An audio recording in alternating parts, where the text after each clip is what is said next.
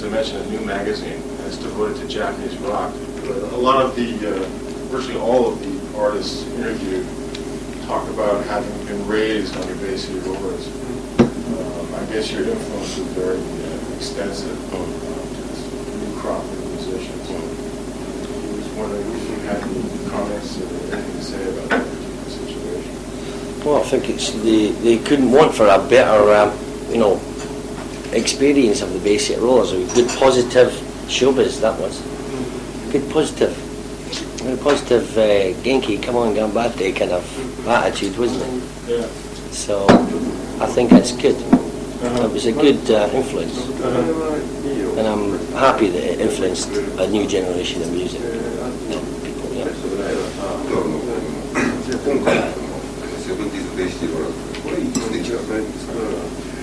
This, actually calling yourselves the 70s Bays. This project's... When did this particular incarnation start up? 18 months ago, 2 years ago. Just about 2 years ago. We had a call from a German promoter who asked me to come and play the old music at some German festivals. So I thought, yeah, okay, I'd quite like to do that, So we started, and then we got more and more sort of tours, and so I started to get into it a little bit more. And I thought, okay, if I want the old music, I'll wear the old clothes and try and make another, it's like a show. That's one project that I do. So it's for the Germans, Dutch and Italians and stuff like that. So in Europe, not in England, because they've got another group in England that's just different. It's just a songwriting group kind of thing. So we just go and play places for no money and things like that. Just like little rock places, songwriter clubs and stuff like that. Because I don't want to be a Bay City Roller again in England, because it's just. But so we came along the road to the situation where the Japanese heard about I was doing that kind of stuff, and they invited me to make an album, asked me to re-record some of the songs, and it was a little bit confusing for me how I should do it. So some of the songs I put a little bit new arrangement in, some of them I made quite radical new arrangements, and that was rejected by the record company, so I had to do more moderate arrangements of things. And so now we've got that album, and I called it Les McKeown 70s Bay City Rollers, because there's another Bay City Rollers. So this Bay City Rollers has Leslie McKeown in it, it's the original singer, and I do the 70s music of the Bay City Rollers. It's all laid out business-wise. Yeah, I just want it to be clear what it is. This project's that. So the next one might be Leslie McKeown's, Smegheads or something like this. You might be. But I think I'll do this again. It's enjoyable to go back, step back 20 years and try and do something with it. But I don't do it every day.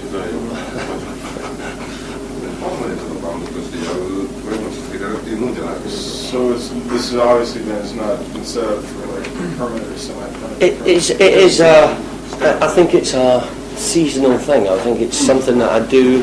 After this, I've got a German tour to do from the 26th of December till the 10th of January. I've got a German tour, and then I've got 3 months working on another project, and then I've got another German tour to do, and then we'll see. That's how far ahead I'm looking right now.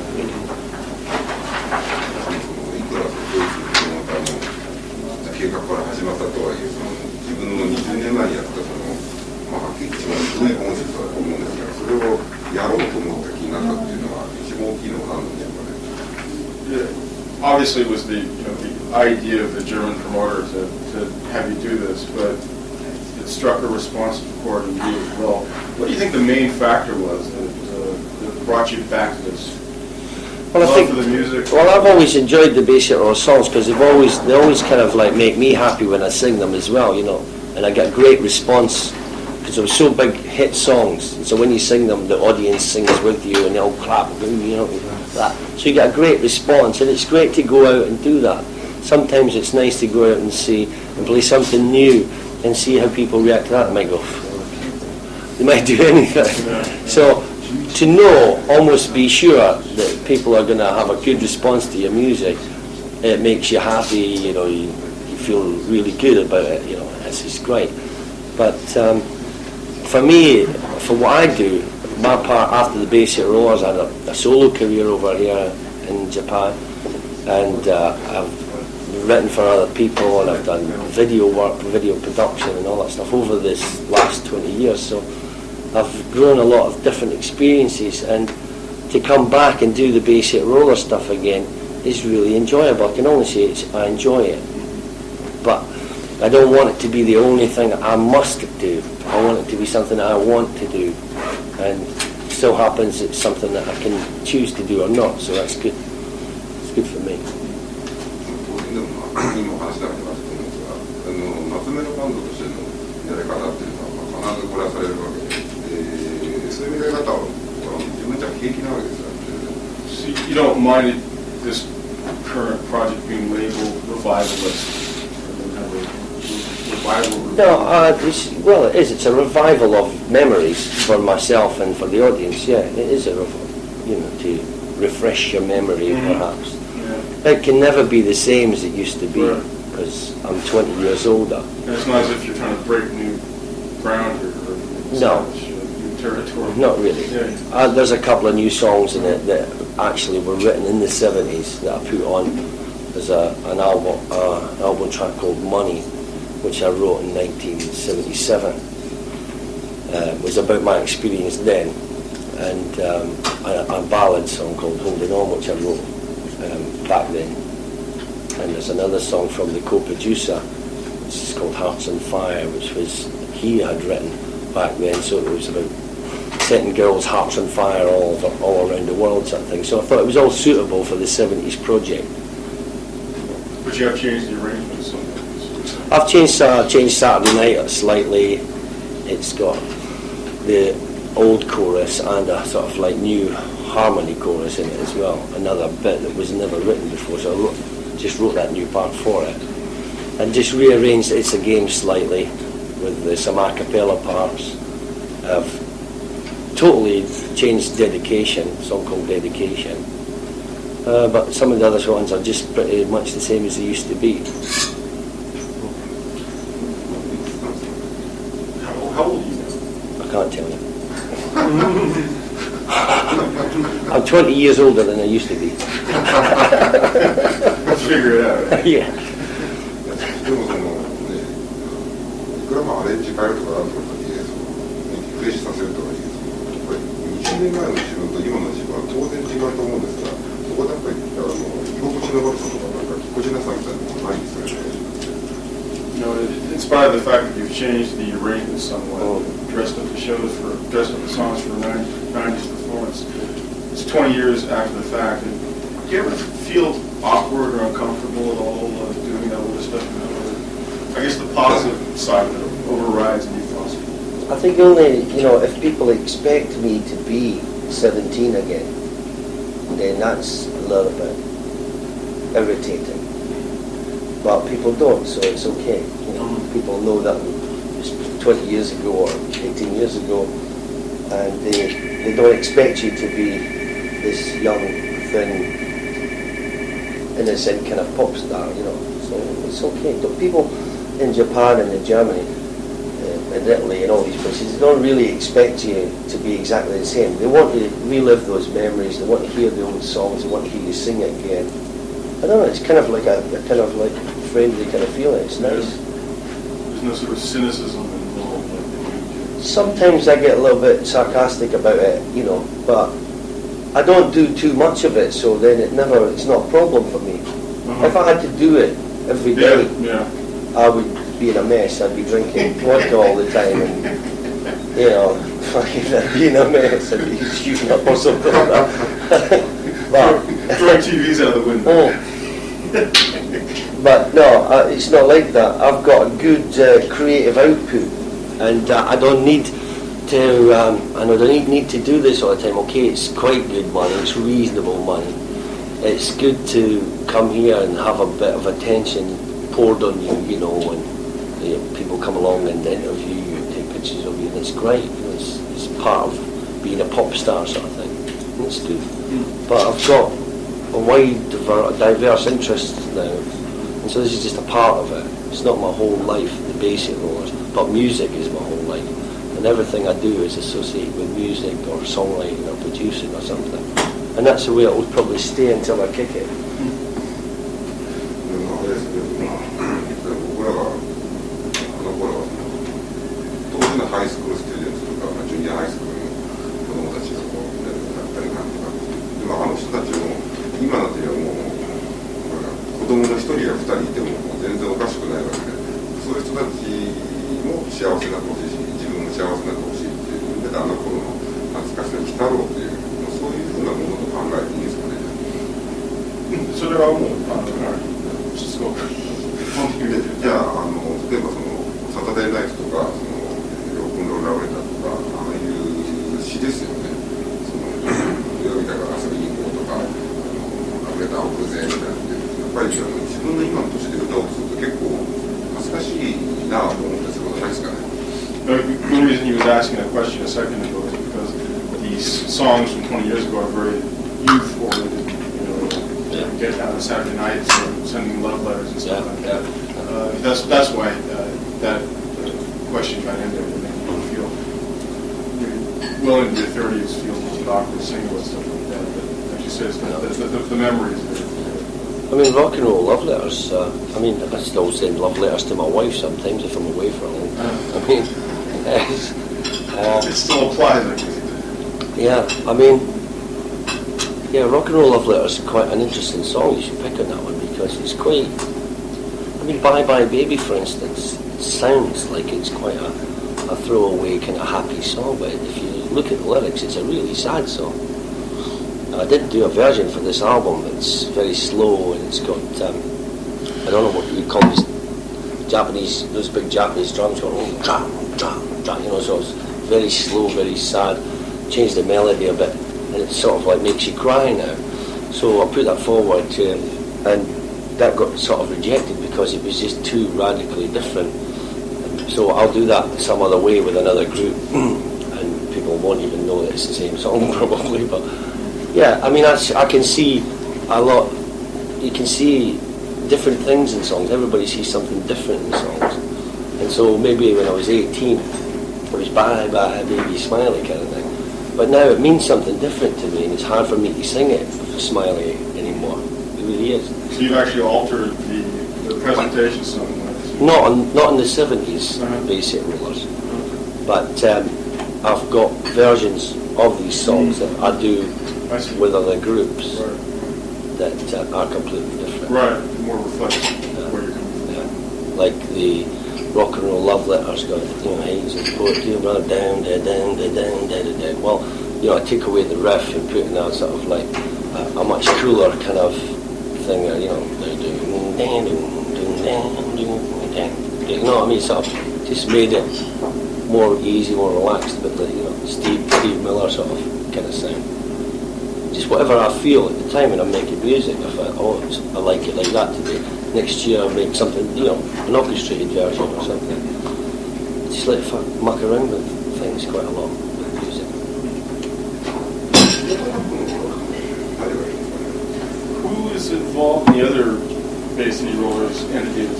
It's Eric Faulkner, who was the guitarist, and Woody, who was the bass player. Eric's girlfriend, who's I think she sings with them or not, or half singer. And Woody, but I think Woody's left that group now, and other musicians. So basically, we all got divorced in 1978, and we tried to come back together for a tour, and it was really for money. We got back together to come to Japan and jam in.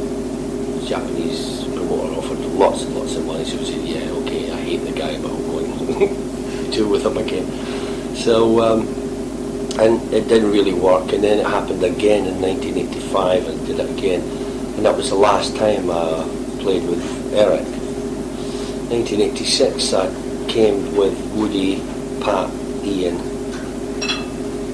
on a sort of like half reunion tour or something. That was okay, I quite enjoyed that. And that was the last time I played over here, 1986.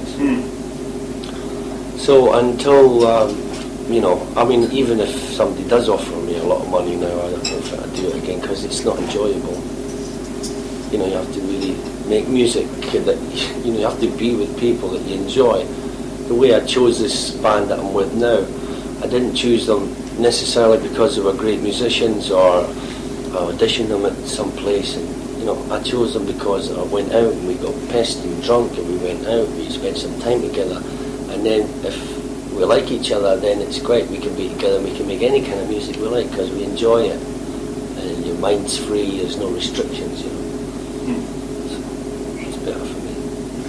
昔話になっちゃうんですが、まずはあなたが、途中で抜けたわけですけど、抜けた時の理由っていうのは何だったんですかね。 You had actually left the fold back when the band was still an active unit.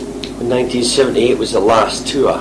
Yeah, you got And out that's before, what- before the band actually. Before that tour I already left. Yeah, what we wants to know, I mean, this is winding back the clock quite a few years, but what was your reason for leaving the town? Well, there was a couple of reasons. One was at that time I was of the opinion the Basic Rollers was successful because we had great songwriters and we had great producers, and we had a good agent, ICM in America and stuff, and we had a TV program, our own TV program in America, and in England we had our own TV program, and everything was good. Everybody was working as a big team, and Eric and Woody, who were the main songwriters for album tracks and stuff, they wanted to produce and write all the material for the Basic Rollers. And in the end of 77, beginning in 1978, I heard the demos for the next album, which were, that album actually got released but without me on it. It was called Elevator, and it had a picture of an elevator with a big speed tablet in the elevator, right? So the songs are like, I'm stoned on the 11th floor and all that stuff, and I'm, you know, ride my elevator and stuff. But it was very sort of druggy kind of thing, trying to be heavy and, you know, credible and all this stuff. They were unable to see the credibility in being successful, and I thought I could see the credibility about being successful, you know, and I wanted good songwriters, I wanted good producers, and so I asked them all to leave the band. I wrote them a letter asking them if they would just be so kind as to leave the band and I'll get some other people in the band. So they ended up, they got some lawyers and they sent me a letter saying, fuck you. So yeah. So it just, you know, in other words, you had to go separate directions. Yeah, something had to happen. They go where you go. Yeah, So. something had to Yeah. happen. Otherwise, I could have stayed and we could have still made a lot of money, but it would have been, like I said, on the ball. And you know, it would have been the start of, I think, a very slow, destructive thing. あの当時からいろいろ噂だけはあってこれは絶対その優秀なソングライティングチームがついてるに違いないとか噂じゃなくてプロが書いたってイベントの人が書いたんだったら具体的にはどういう人がその曲書いたんですかね。 At the time, there were rumors that you had like ghostwriters.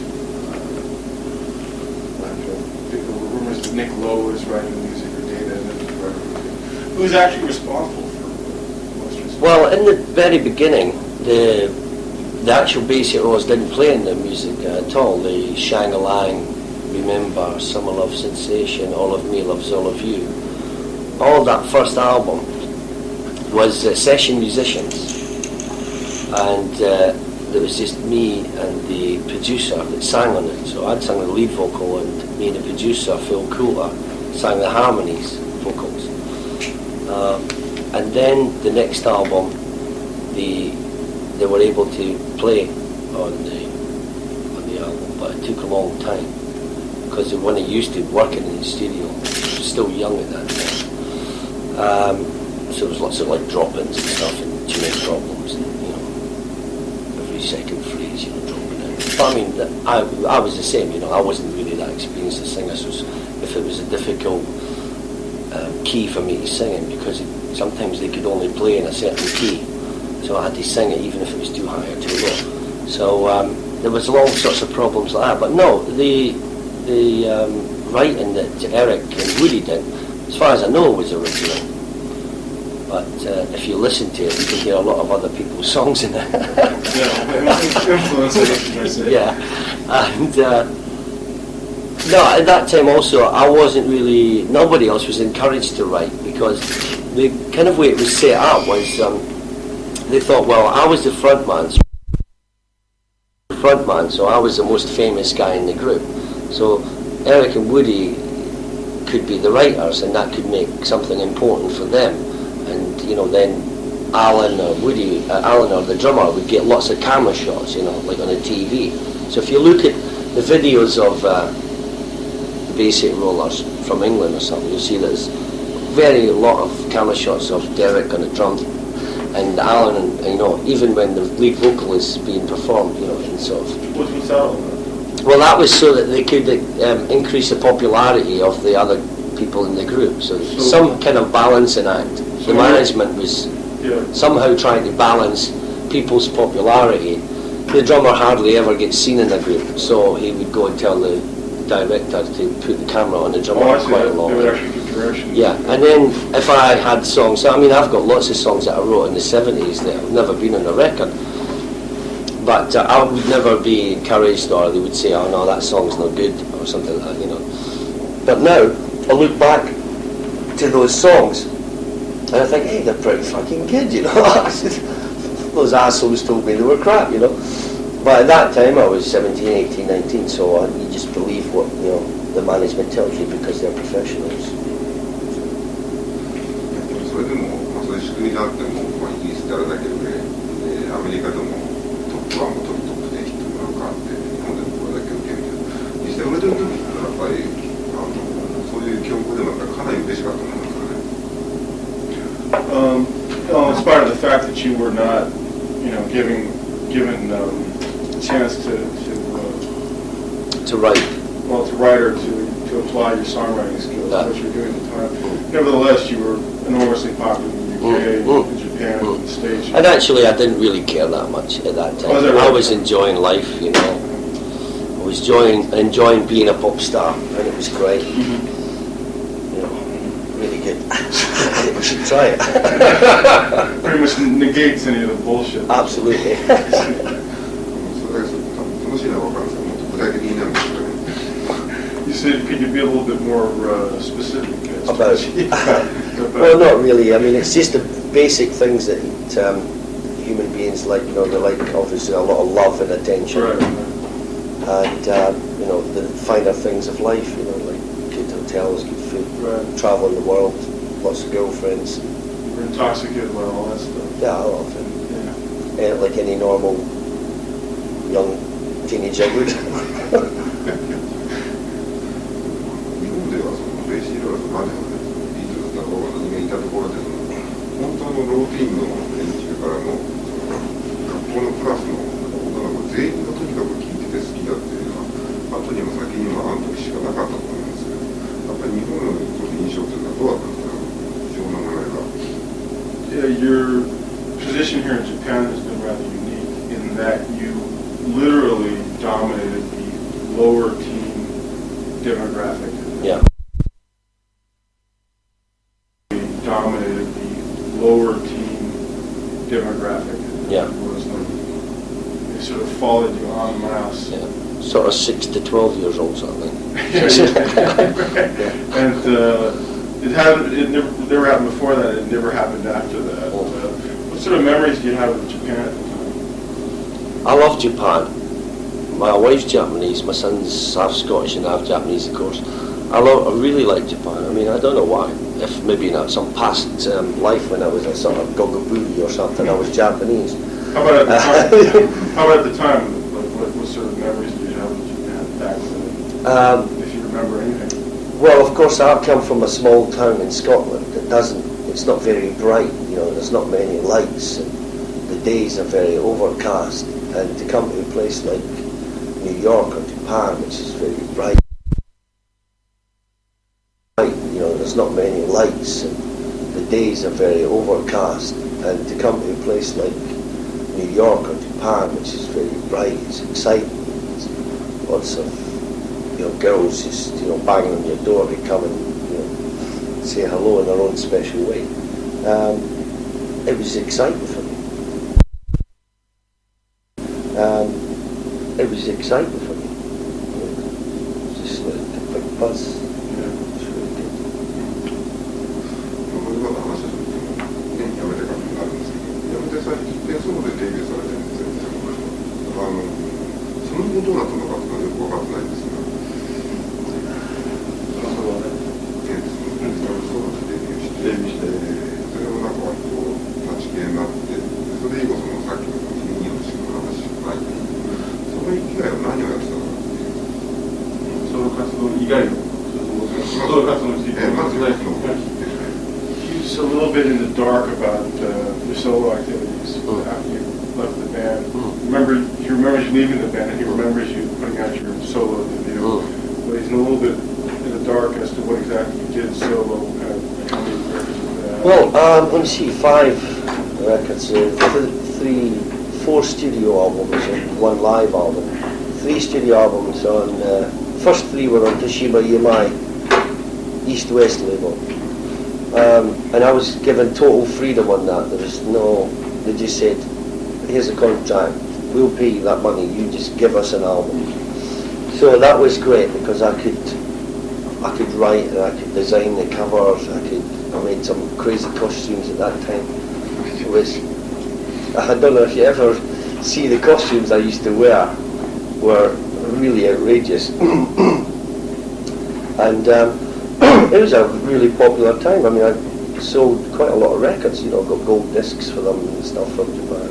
That was a Japan-only release. Yeah, I was unfortunate enough. There was big trouble after I left the base at Rose, or was told to sort of pop it. I had a problem with Arista Records, which they kept me under my contract and wouldn't let me go with another company. And I got in touch with Watanabe Productions, got in touch with me in London and asked me about a publishing contract. And they said they would be interested to get me a record deal in Japan with Toshiba EMI. So that's what happened.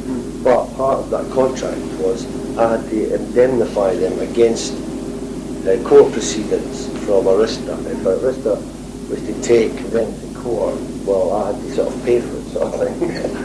So I signed that agreement, and it turns out that Arista never took Toshiba EMI to court. But English record company, I was negotiating with Chrysalis at the time. They stopped negotiating with me, and they all stopped talking to me because they got. But not for me. I think the fame was good. It was really good. It was really positive. It was great. I mean, I'm as good a singer as most other people, with a few exceptions, and I enjoy my work and enjoy what I've done. I'm really happy about what I've achieved in my life. So no, it's never affected me in a negative way.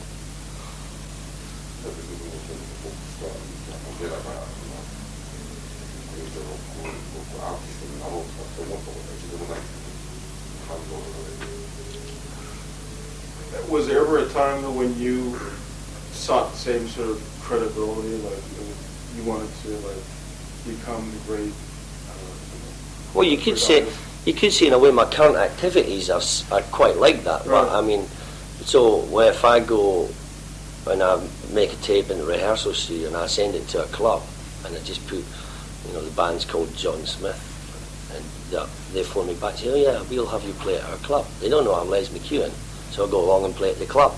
Nobody knows. I've got sunglasses on or something and just dress normally and I sing my songs. Now, I don't really care if people like it or not. I like it.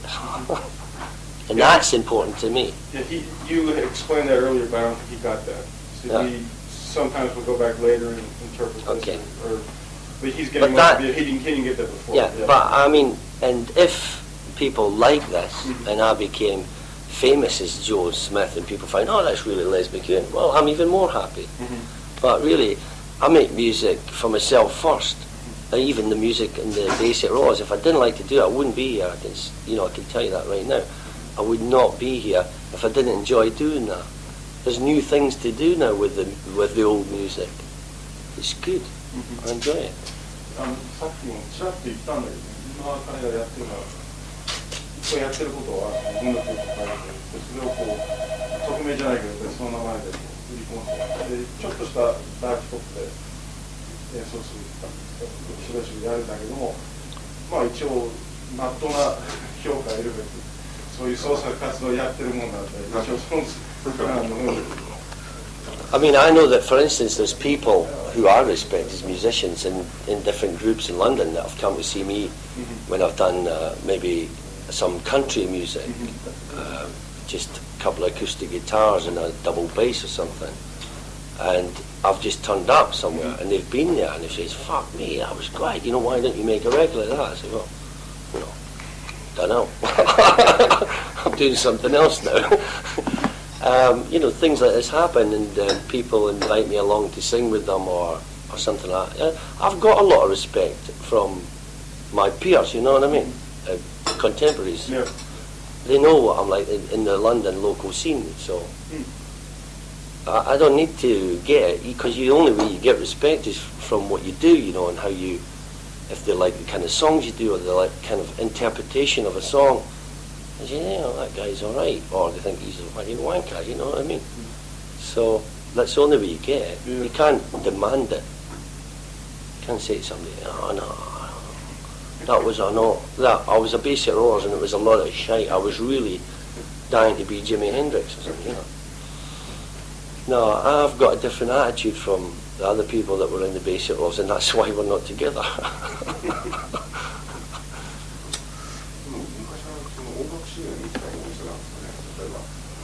最後の頃パンクロックとか出てきたりとか、ハードロックとかやるし、どんどんこう昔に切り替わってるんですけど、観察してる方なんでしょうね。Have you always been sort of an astute observer of the scene? Did you always follow the changes, or have you been more like? I think there's been a long time when I did follow things, and now I just don't care. Really? I just do what I want to do. Yeah. When did you stop following? The last solo album I did, I thought, no, I don't like that. I'm going to just stop doing this. That was in 1989. And then you just sort of decided to... Yeah, just say it's bollocks, because it's just if you get into this routine all the time, somebody comes along, I got a great song, you do this and you dance like this and you go, and everything's going to be fine. I say, well, no, it's not fine. You got to follow your own instinct. You got to like what you do and follow it, and if it's a success, it's your success. If it's a flop, it's your flop. That's the way I believe it anyway now. And that's only because I'm a little bit older now, I suppose.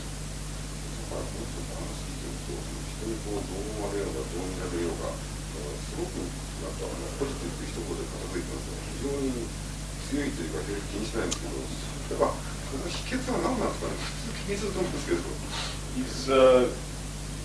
very sort of surprised at your. You seem very confident and aloof almost. You don't really care what other people think or what they say or what they do. Of course, I care what people think and what people do and all that stuff. But people should never see people just as like a bunch of publicity or something. Everybody is, usually not what they seem. Actually, I guess a better word for what he's trying to say was philosophical. You seem very philosophical about everything you've done and are doing.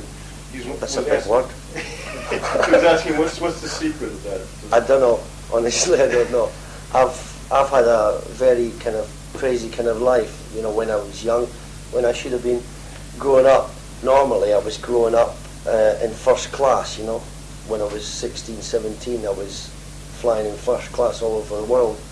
And when perhaps some 16-year-old boys were going to trying their first sexual experience or something, it already passed by about 1,000 times, so it was unusual. And then at the end of the Bay City Rollers, when there was a lot of,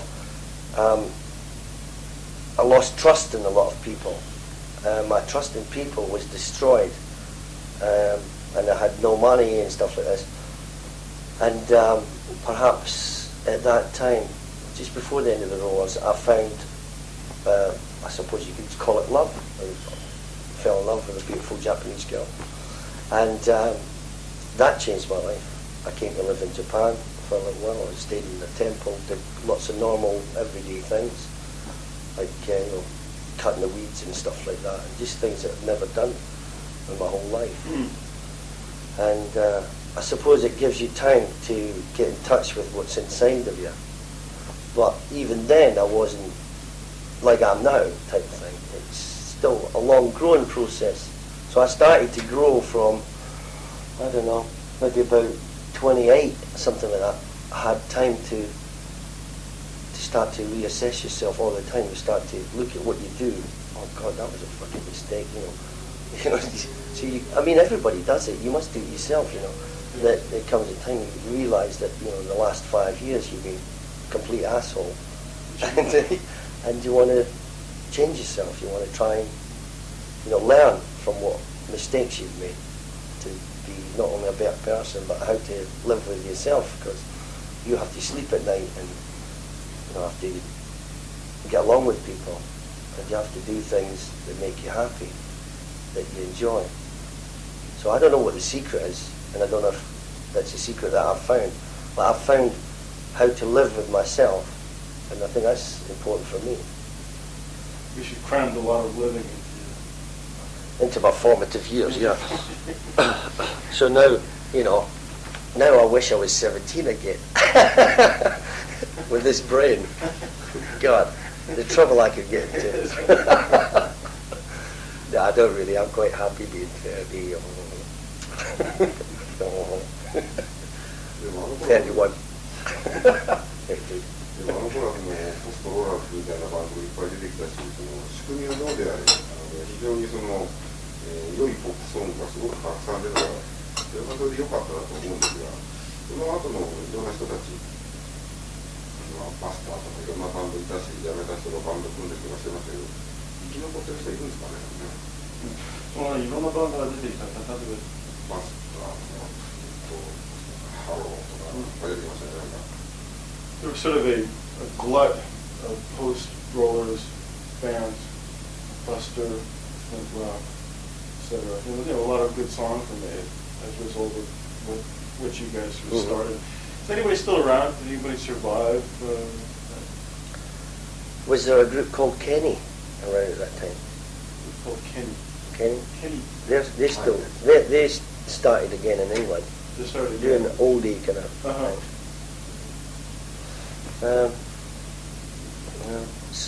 Quite a lot of 60s groups like Shawadi Wadi and The Searchers and Tremolos and stuff. But maybe not so many of the teeny kind of... Not the post-rollers crowd. No, I'm not sure, but I don't think so. Yeah. I mean, I don't really, you know, look for them. Yeah. Really. So, I don't know. 今後はこれのプロジェクトがあったら自分の仕事作業を続けていくって感じだったんですね。So I guess we're to assume that once this current project, once the time is up, you're going to go back to your songwriting. Well, I'm always songwriting, and I'm always developing in a personal way and a musical way. So, like I might come back next year. It's Les McKeown 70s Bay City Rollers, and it'll be do some other, you know, crazy things with the music, or Les McKeown band or something. I don't know. It's up to. I need to have other people involved in my creativity to get out to the people. So I have to have a record company who likes maybe a different project that you've got and say, oh yeah, I like that, you know, but you should put some tartan on and call yourself the Bay City Rollers or something. So you've got to find the right people who believe in your music or what you're doing in your different projects. That's the next sort of like step for me, to try and find people that see the music the way I see it, because I think it's important to have a company that believes in the music and not just, oh, you used to be famous, and so we'll stick this name on you again, you know, do it again, sort of thing. It can never be the same as it used to be. It's different. You have to go out and find them, or do you think they'll be able to find you? Well, you know, it'd be great if somebody comes along at one of my gigs and says, hey, he's really good, what's his fucking name, you know? Oh, it's that cunt from the Bay City Rollers. So that'll be great if that happens. But of course, I actively go and see people that I know who like good music, and, you know, so sometimes recently I wrote a couple of songs with a guy called Nick Lockwood, and we were thinking of putting another band together, just called McKeown Lockwood sort of thing, just like a two-piece sort of thing. So we might do that, and he's got some good connections, and so, you know, it's just about that really. I think it'd probably end up on an independent label first in England and see what happens. 最後に一つだけ、今回この間でやって、私的に単発的に一緒にした時に正直どう思いました？ One last question here. Coming over here to perform, I guess you donned your tartan outfit there for the first time in quite a while. Well, I mean, most of my clothes are tartan. You know, I wear tartan shirts all the time. Right. I've even got tartan underwear on. But tartan socks. I like tartan. You know, I'm Scottish.